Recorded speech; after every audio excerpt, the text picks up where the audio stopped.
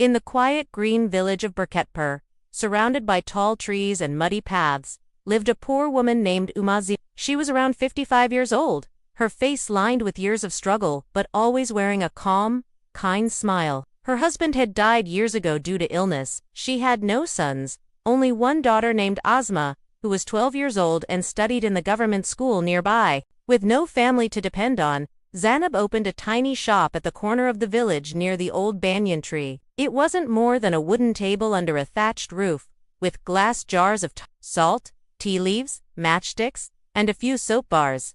Most days, Zainab earned no more than 150 rupees, but every single rupee counted. She would set up her stall at 6 a.m. and pack up after sunset. Despite her poverty, Zainab was famous in the village not for her shop, but for her honesty and big heart. If a child had no money, she still gave them biscuits. If a woman came crying for medicine, Zainab would hand her a packet and say, "Pay when you can." She helped everyone, even when she had barely anything herself. One rainy morning, Zainab opened her shop, while Asma helped by sweeping the wet floor. A small boy, soaked from head to toe, came running. "Amma, my little sister is sick. I need half a strip of Panadol, but I don't have money."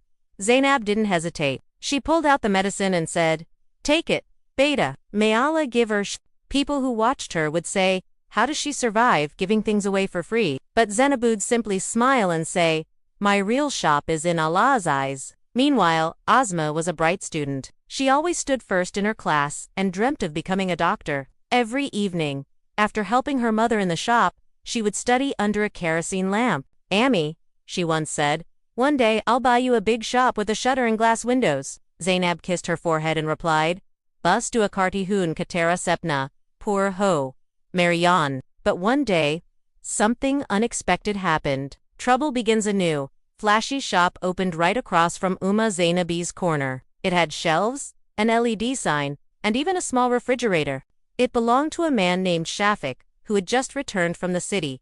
Shafik was rude and proud. He mocked Zainab's small setup, saying loudly, "Who will buy from a 50-year-old poor woman sitting under a tree? I sell everything. Cold drinks, chips, shampoo.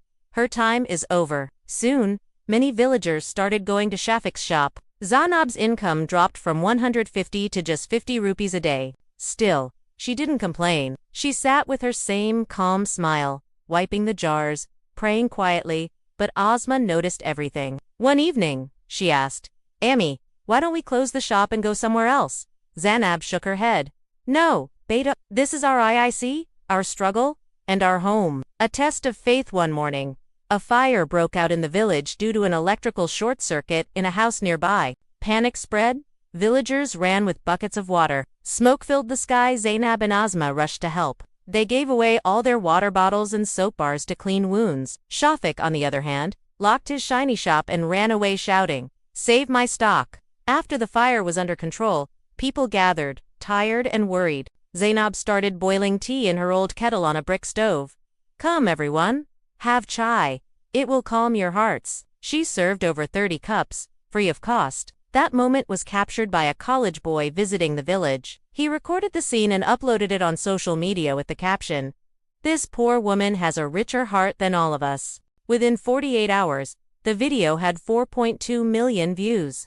People from all over the country started sharing the video, praising Zainab. A new ray of hope. The next morning, a van arrived at Zainab's stall. A well-dressed woman stepped out. She was from a popular NGO that supported rural women entrepreneurs.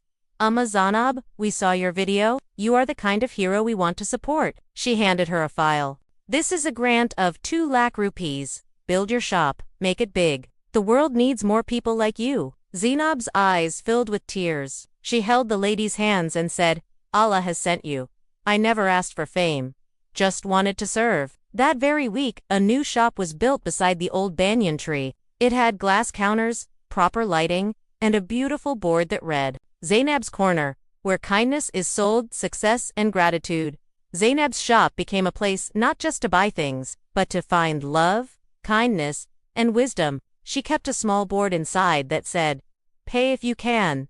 Smile if you cannot." Shafik, who once mocked her, now sat alone in his flashy shop with no customers. Asma continued her studies with even more passion. She told reporters in an interview, My mother may have been poor in money, but she's the richest woman I know. Soon, the government also recognized Zainab's efforts. She was invited to speak at a women's empowerment event. Dressed in her clean, old white dupatta, she stood at the podium and said, "I didn't build an empire. I just shared what little I had." In today's world, kindness is the most expensive thing. If we all give a little love, no one will sleep hungry.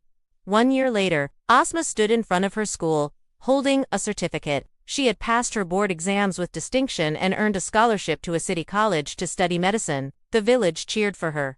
Dr. Asma, the pride of Bar. Zainab hugged her tightly. "Go, beta fly high, but never forget your roots." Asma promised, "Never. One day I'll come back and open a hospital here. No one should suffer the way you did."